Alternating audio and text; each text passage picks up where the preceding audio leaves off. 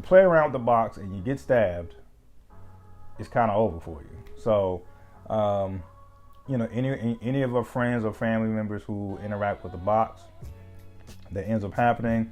You get stabbed, and all of a sudden, this other world. I don't know if they consider it hell necessarily, but this otherworldly place opens up, and that's where you fucked up. Cause that's when Pinhead and all these other Cenobite allies come to greet you personally.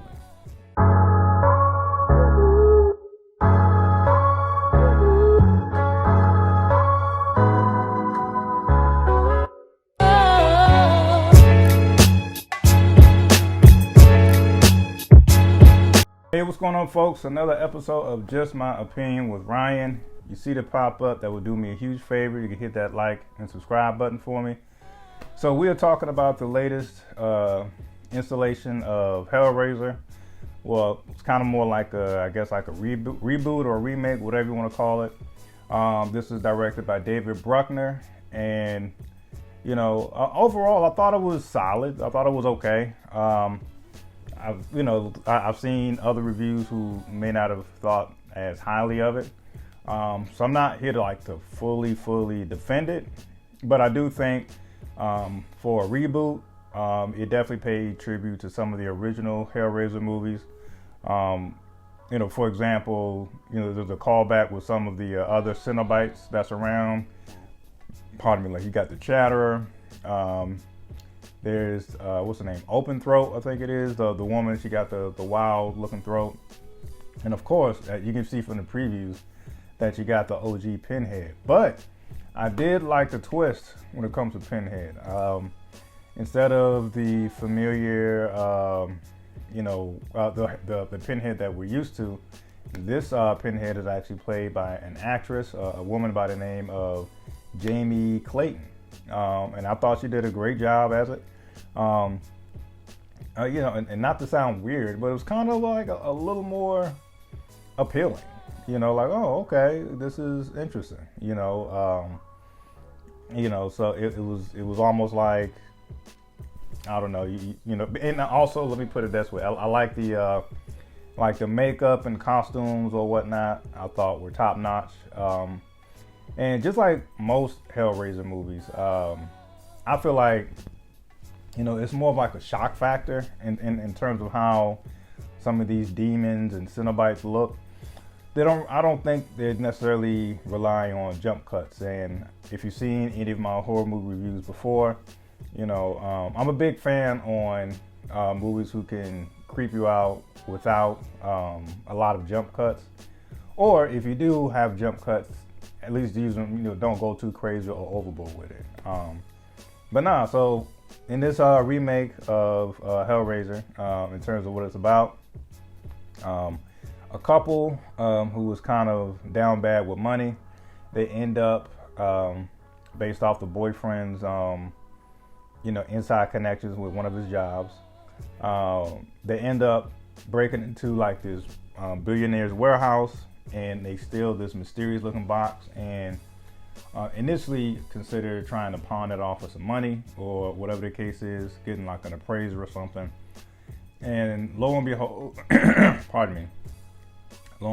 when they look into what they stole, there you go, you got the evil looking Rubik's Cube from hell, basically. And that's when all hell breaks loose. From that point on, the girlfriend, who was really our main character, I want to say her name was Riley. I apologize. I just saw it last night or whatever. So if I mess up the names, I'll put it in captions. But I think her name is Riley. Anyway, the protagonist, or our main character, the moment she has the box, all hell breaks loose. Certain family and friends start to disappear after they encounter the box. And if you're not familiar with it, let me just not even do the callback too much. If you play around with the box and you get stabbed, it's kind of over for you. So, any of our friends or family members who interact with the box, that ends up happening, you get stabbed, and all of a sudden this other world, I don't know if they consider it hell necessarily, but this this otherworldly place opens up, and that's where you fucked up. Cause that's when Pinhead and all these other Cenobite allies come to greet you personally. So, but as I mentioned previously, I do like the fact that the costumes are scary as hell.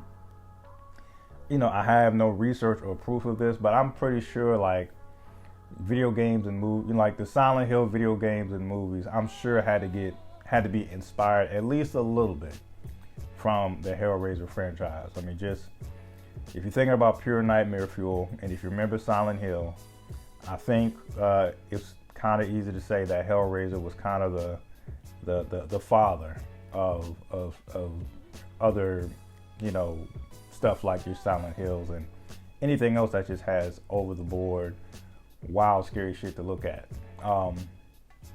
But all in all, like I said, I thought it was solid. The storyline kind of got on my nerves a little bit, but I try to be patient because sometimes with these scary movies, it's all about.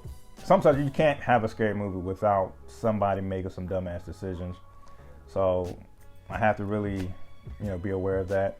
And like most, scary movies, when you're dealing with like the supernatural or some type of curse, you definitely get a few scenes where the protagonist becomes like the best detective or like the best researcher ever to try to find out what the hell is going on, and you get a little bit of that. I mean, if you have Hulu and you're looking for something to watch, might as well go for it. If this was in theaters, I couldn't be confident, to recommend you go out and like pay for it. But if you have Hulu, or if you know somebody who gave you their Hulu login, hey, it's definitely a decent watch if you're just chilling around the house. I want to try to keep this a little short. And I do like David, the director's work, David Bruckner's work.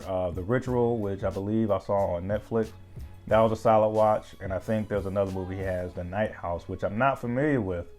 But because of the Hellraiser and because of The Ritual, I do want to go back and see Night House. Anyway, these are just my opinions, folks. Love it or hate it. Peace.